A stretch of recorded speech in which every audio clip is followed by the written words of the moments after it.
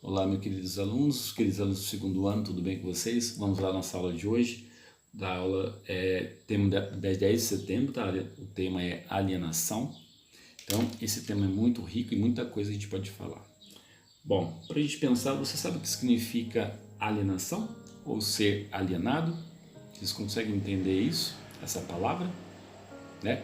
Na sociologia, nas ciências sociais, nas ciências humanas, ela tem um sentido diferente, né? Como no cotidiano aí.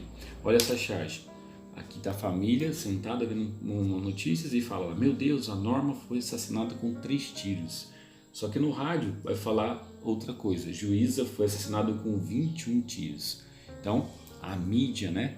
Ela tem um papel fundamental aí, talvez, na alienação dos indivíduos na sociedade hoje em dia, infelizmente, né? O que a televisão diz, às vezes a rádio diz outra coisa, o que a internet diz e os redes sociais diz outra coisa também, né?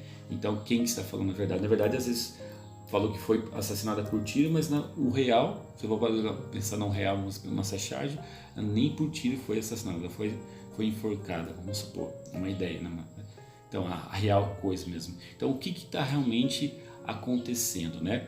E a alienação é justamente você ficar fora da realidade, né? Vamos pensar um pouquinho aqui sobre isso. E o pensador que fala sobre isso é Karl Marx, que é essa caricatura aqui dele, né, de Karl Marx.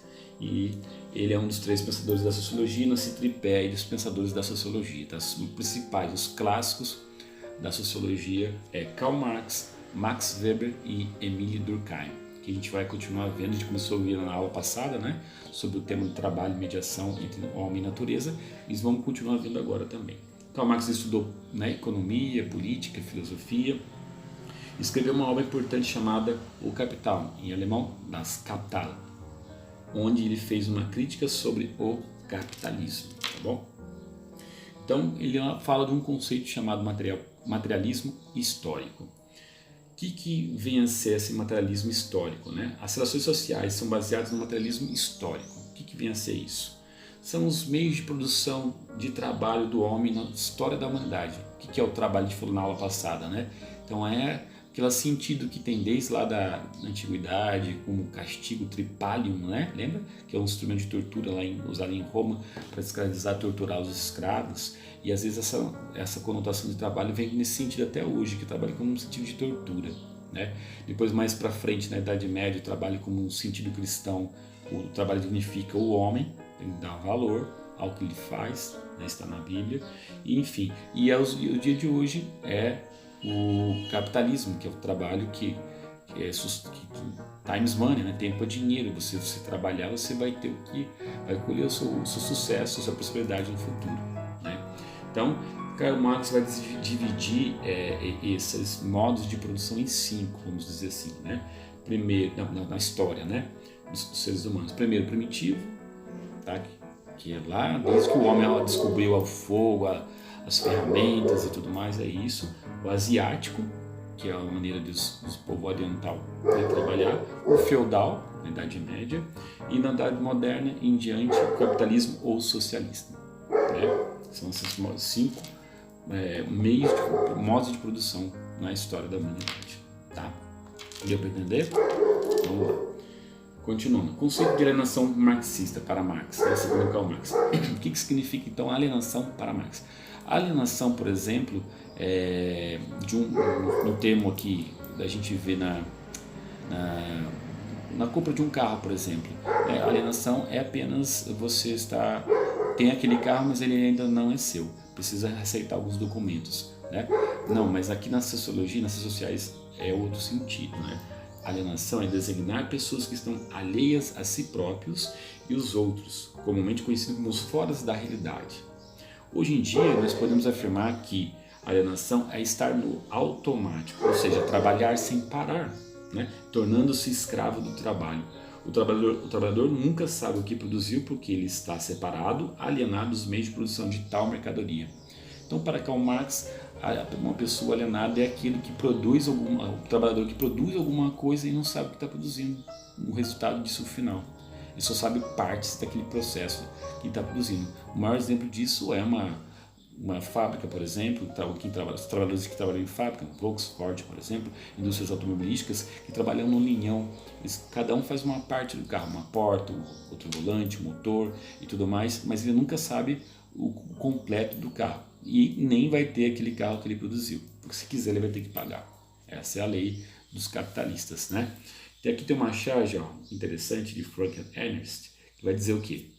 Vou me aposentar amanhã e sabe o que vou fazer?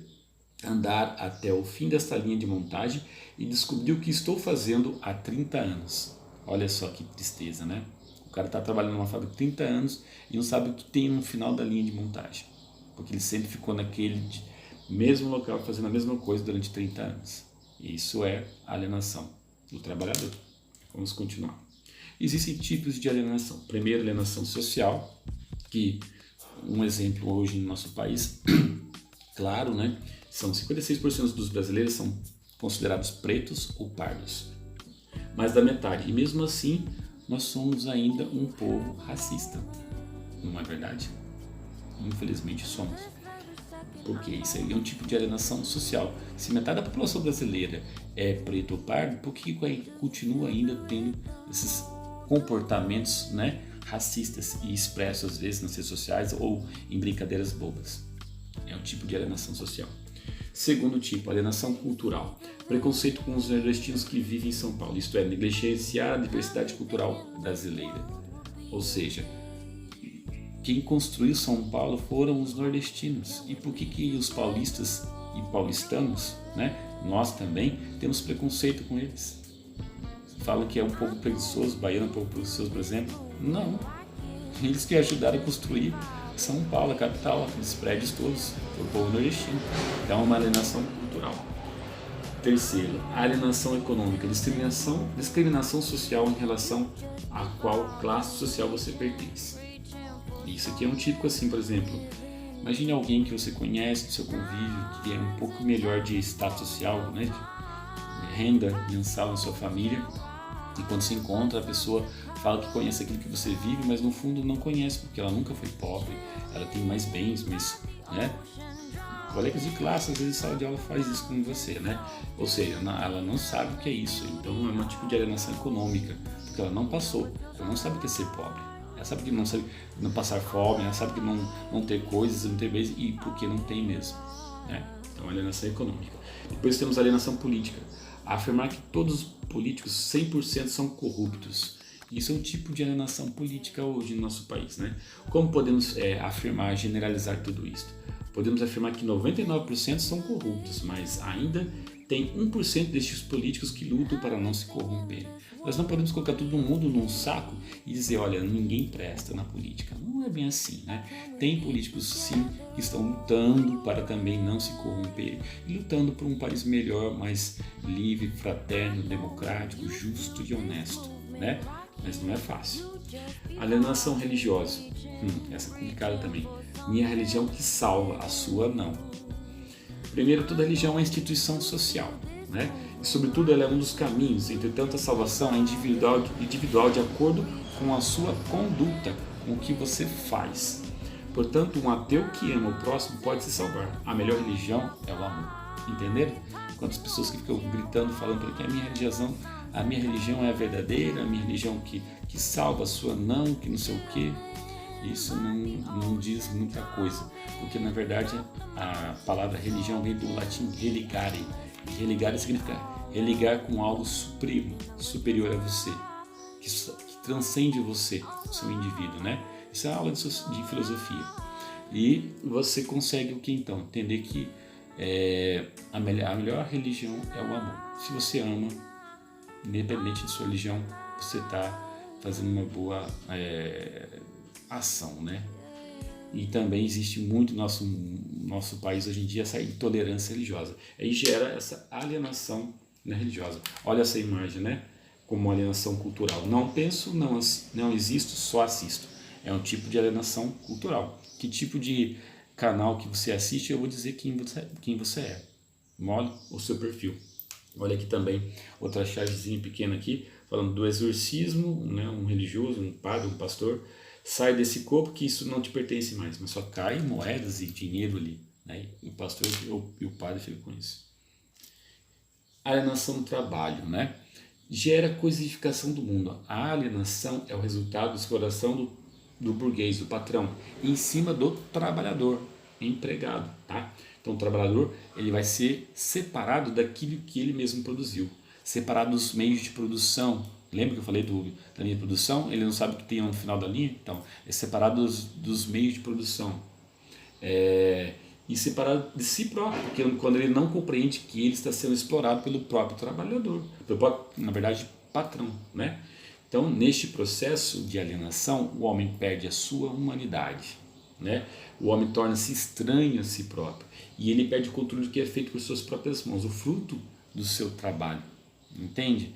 Então, quem trabalha assim, nesse sentido, ele não sabe o que produziu, não sabe o que é o resultado final daquela produção, não tem aquilo em mãos, porque vai ser do dono da empresa, do patrão, não vai ser dele. Se você produzir um celular, por exemplo, ele vai ser do dono da empresa, não vai ser seu. Se você quiser, você vai ter que pagar para aquele celular.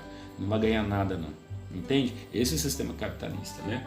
E olha que interessante aqui essa chavezinha. Hoje eu vou me alienar de tudo que acontece no planeta. A Joaninha no computador. Meu Deus, olha o que está acontecendo no planeta. Segunda-feira, sem falta, eu vou começar a me alienar do que acontece no planeta. Ou seja, alienar é ficar fora da realidade. É esse sentido aqui da chave. Fetiche da mercadoria. Dar um objeto um significado, um valor maior que lhe é devido. Este fetiche é aquilo que é aparente e torna-se um desejo exagerado por tal produto. Por exemplo, nossa, o iPhone é o melhor, the best, como todo mundo, né, diz. Mas eu, por exemplo, particularmente eu, professor Sérgio, não acho. Eu prefiro o meu smartphone, o Samsung, tá bom demais e estou feliz com o que tem, entendeu? Então, esse fetiche, o fetiche é o desejo, né, por ter que as propagandas publicitárias fazem do produto pra gente, né? Aí faz aquela propaganda lá daquele hambúrguer, daquele não sei o que, daquela comida, daquela roupa, daquele celular, e você quer ter aquilo, né? Então aumenta aquele desejo de ter aquele produto, né? Que é apenas uma aparência. Quando você vai ver, não tem nada, tudo aquilo não, que aparenta ser, entende? Então, ó, o valor do objeto igual ao valor do trabalho, que é diferente do valor do desejo igual ao produto, né? Então, o valor do objeto é igual ao valor do trabalho. Você produziu aquilo, você vai fazer o cálculo, é tanto o valor. Mas o valor do desejo é igual ao produto. Ou seja, pode aumentar o valor do produto porque o que você está dando valor demais para aquilo, né? Porque quando alguém cria alguma coisa nova no mercado, então por isso que o preço fica lá estratosférico. Por exemplo, impressora 3D. Ela agora que está começando a cair o preço dela. Mas o preço dela no começo era bem salgado, $5.000, $10.000. E hoje $10.000 é quase que R$50.000, R$30.000, sei lá, olhando aí no valor do dólar hoje. Então é complicado, né? Bom, a verdade é que a gente não vê mais os operários. Onde será que eles se enfiaram? Eles estão sentados em cima dos operários, né? E aqui essa televisão para público, que é as propagandas publicitárias. E aqui essa frase final aqui, que é do Zygmunt Bauman, sociólogo polonês. Olha o que ele diz: vivemos o fim do futuro, esquecemos o amor, a amizade, os sentimentos, o trabalho bem feito.